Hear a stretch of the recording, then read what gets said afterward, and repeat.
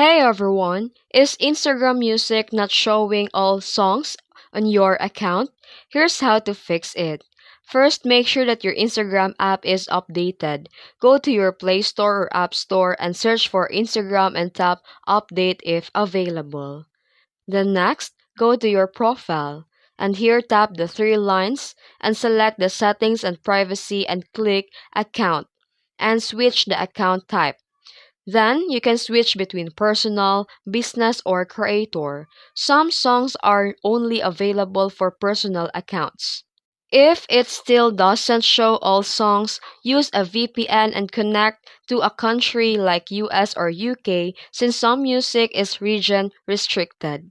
And after that, restart the app, and now you should see all available songs in Instagram Music. And that's it. If you found this video helpful, don't forget to like and subscribe for more tutorials. Thanks for watching.